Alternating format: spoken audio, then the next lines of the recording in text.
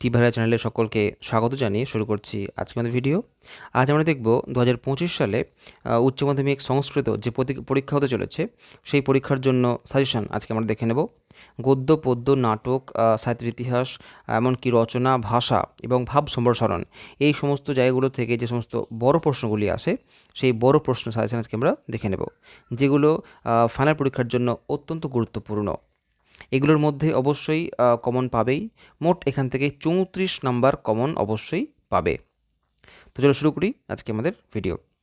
দেখো, গদ্য থেকে যে সমস্ত প্রশ্নগুলো পড়তেই হবে তার মধ্যে বনগতা ঘ থেকে নাম্বার 1, অলি পর্বার সৎ এবং পরিশ্রমী জীবনের পরিচয় দাও। নাম্বার 2, কশ্যপ এবং অলি পর্বার আর্থিক অবস্থার পরিচয় দাও। এই দুখানা কোশ্চেন খুবই খুবই গুরুত্বপূর্ণ। নাম্বার 3, আর্যাবর্তের প্রাকৃতিক সৌন্দর্যের পরিচয় দাও। যদি ওপরের দুটো না আসে তাহলে এই 3 নম্বর কোশ্চেনটা অবশ্যই আসবে। নাম্বার 4, দেখো কথং চাষও স্বর্গান্ন বিশেষতে ব্যাখ্যা করো। এই 4টি কোশ্চেনের মধ্যে অবশ্যই কিন্তু একটি কমন পাবেই পাবে। এরপর দেখব আমরা পদ্যগুলো থেকে। স্বধর্মে নিধনং শ্রেয়, পরধর্ম ভয়াবহ ব্যাখ্যা করো। অথবা আসতে পারে কর্মযোগে শ্রীকৃষ্ণ অর্জুনকে যে উপদেশ দিয়েছেন তা নিজের ভাষায় লেখো। কর্মযোগ থেকে এই দুখানা প্রশ্ন অত্যন্ত গুরুত্বপূর্ণ। এছাড়া দেখো গঙ্গাসূত্রম থেকে মা গঙ্গার মহিমা বা মাহাত্ম্য যেভাবে বর্ণিত হয়েছে তা নিজের ভাষায় লেখো। এছাড়াও আছে দেখো ভীষ্মজননী হিমুনি বড় কন্যে ব্যাখ্যা করো।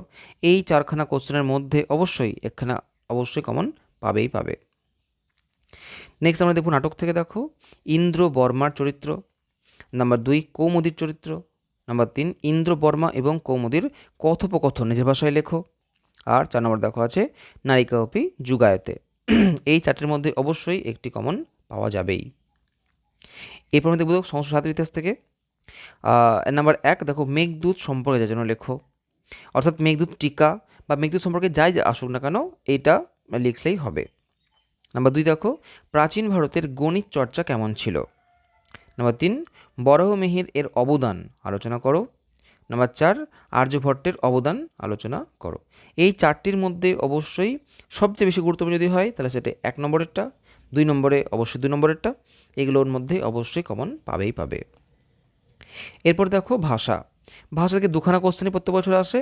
এবছর আমি দুখানাই রেখেছি, যে কোনো একখানা পরীক্ষাতে লিখতে পারো তোমরা।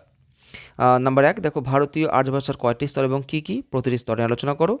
প্রতিটি স্তর মানে 3টি স্তর হয়, 3টে স্তরের মধ্যে যে কোনো একটি স্তর পরীক্ষাতে আসে। আমি এখানে 3টে দিয়েছি, ভালো করে যাবে, যে কোনো একটা অবশ্যই কমন পাবে। নাম্বার 2, দেখো ইন্দো ইউরোপ ভাষা গোষ্ঠীর মধ্যে যে কেন্তু এবং শতম এই শাখার দুটো রয়েছে তার বৈশিষ্ট্য আলোচনা করো। এই প্রশ্নটা বারবার আসে পরীক্ষায়, প্রত্যেক বছরই আসে, এই বছরও আসবে, যে কোনো একটা তোমরা করবে। এবার দেখো ভাব সম্প্রসারণ। প্রথমে বলে দিই যে ভাব সম্প্রসারণ কিন্তু কমন আসার সম্ভাবনা খুব কম, যদি আসে তো ভালো, ওই জন্য আমি 3খানা মাত্র রেখেছি, বেশি দিইনি। তো এই 3খানার মধ্যে মনে হয় আমার আসতেও পারে কিন্তু নাও আসতে পারে, কোনো এখানে বাধ্যবাধকতা নেই বা গ্যারেন্টিও কিছু নেই। দেখো নাম্বার 1, কর্মেন্দ্রিয়ই কর্মযোগম শক্ত সবিশেষতে। নাম্বার 2, কার্যতে হবশ কর্ম সর্ব প্রকৃতির যোগ্য নয়। নাম্বার 3, ন কর্ম নাম অনারম্ভান নৈষ্কর্মং পুরুষ উষ্ণতে। এই 3খানার মধ্যে একটি আসতে পারে। এরপর দেখো রচনা দেখবো। দেখো মম প্রিয় ঋতু, অস্মাকম দেশ, অস্মাকম গ্রাম, অস্মাকম বিদ্যালয় এবং ছাত্র জীবনম। এই 5খানার মধ্যে একটি আসতে পারে। তো আজকের হলো এই আমাদের সাজেশন। 2025 সালের জন্য এই সাজেশন অত্যন্ত গুরুত্বপূর্ণ। যদি ভালো লাগে ভিডিওটি তাহলে অবশ্যই লাইক করে দেবে এবং এরকম ভিডিও নেক্সট পাওয়ার জন্য তোমরা চ্যানেলটিকে অবশ্যই সাবস্ক্রাইব করে রাখবে। আজকে এই পর্যন্তই।